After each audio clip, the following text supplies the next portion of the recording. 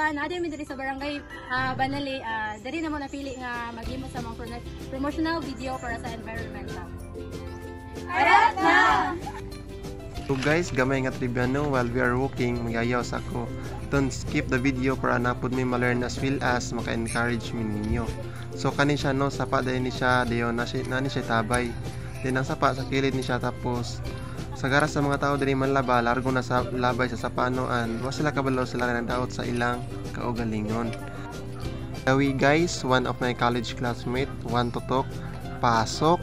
So guys, as you can see sa barangay Banali is ilang sapa is hugaw gid kaayo no, and need jud siya og kanang hinluan kay this video is for promotional video man, so kailangan jud nga ang kaning part sa Banali sa ilahang sapa or sapa ba ni or kanal kay dapat jud malimpihan gud siya no.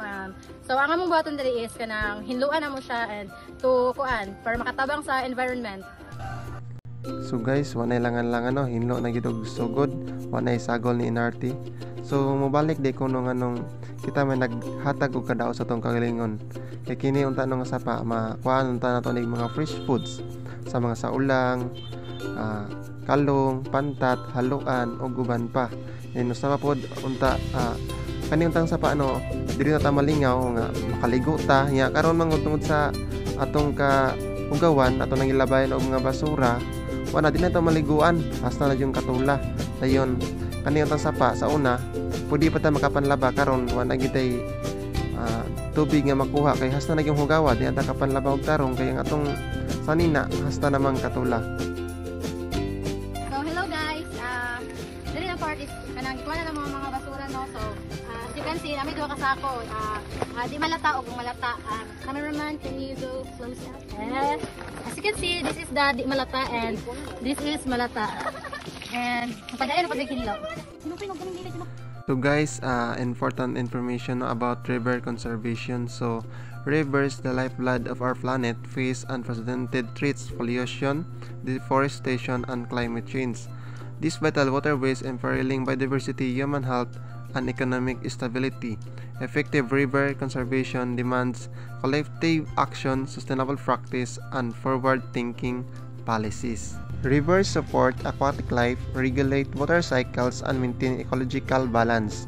They provide 75% of the world's freshwater, sustaining agriculture, industry, and domestic needs. However, human activities disrupt delicate ecosystems. Deforestation and agricultural runoff introduce pollutants, while industrial waste contaminates waterways. So guys, unahuman ra kita sa tong gibuhat no, after 3 hours of garbage cleaning, mao ni siya ang result. Important information: cleaning rivers benefits the environment, wildlife, and people in many ways.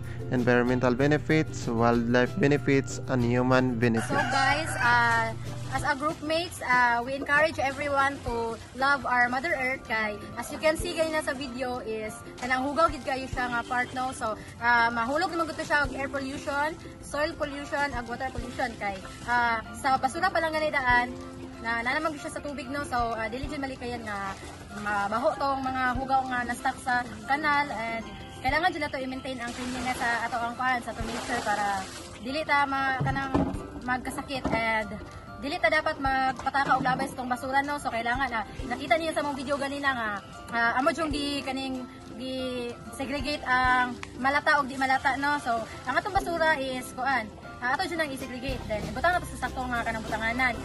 Bisan pag-asa ta mo ato if kanang natay dalang nga mga basura, pwede na to dalon sa tong balay or ikip na nga to sa tong bag if wala man ganitay kalabayan no kay para kanang kuan to prevent kuan lang kanang hugaw sa atong palibot no. And that's all guys, thank you. Be a part of the solution, not a part of the pollution.